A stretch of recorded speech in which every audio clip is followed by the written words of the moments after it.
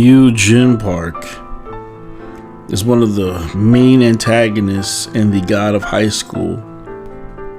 Yongje Park wanted revenge so that he could avoid the tragedy that took place 34 years ago, where Sangman Duck's sister and Mujin's lover had died.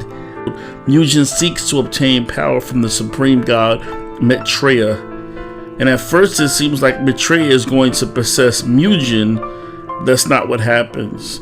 Mujin in fact tells him, "I want you to be mine." Maitreya says to Mujin, "I look forward to seeing what awaits you at the end of all this." What is Maitreya hoping to see? What does he expect Yongje Park to show him? Or is it just some sick entertainment where Maitreya gets to watch Mujin meet a destructive end? Or perhaps Maitreya is hoping that Mujin will show him a new dimension, a new world, something that he hasn't yet experienced. If nothing else, Maitreya's statement says a lot about the capabilities and power that Yongje Park has.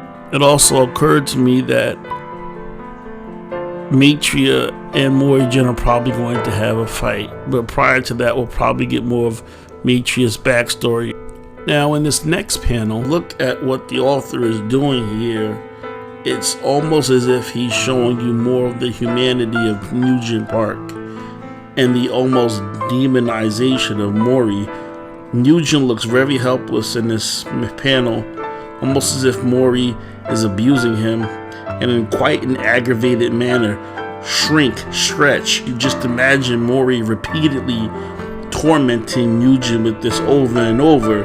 And considering the evil that Mujin wants to do, it's only right that he does. Mujin is getting ready to engage into some unright behavior.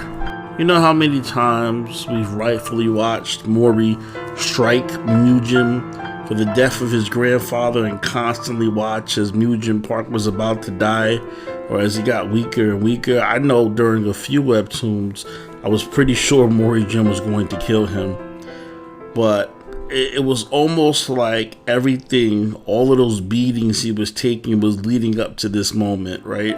Mori has moved from being just a pawn to being someone of sufficient interest that Mujin can't ignore. In this panel, Mori-jin has reverted back to being in his god form, the Monkey King, and this panel reveals a lot of Mori-jin's thoughts and intents and animosity that he has towards Mujin. I think everybody can relate to the idea of having someone constantly wrong us, but then when we wrong them back one time, they snap on us and we're like, "What? No, you've been the one pissing me off all this time." I think that's where Mori is here. And then there's Yongje Park. He lost everything. He doesn't have anything to gain. He hates the humans. He hates the gods. His lover is gone. A friend and rival's gone. All there's left for him is to seek what he always has: power. He seems and always seems to be in this unlimited space. It makes sense that Maitreya wants to see where his journey will land him. And how Yongje Park classic is his response. Mori asks him, "When are you going to stop stooping so low?" "Never." Now in response to this, what does Maitreya say? "I'll give you everything." Apparently Mujin's intent to stoop as low as he can and never stop meets the qualifications for what Maitreya needs to endow Mujin with his power and knowledge.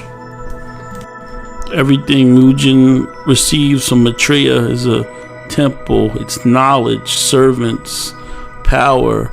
It's divine.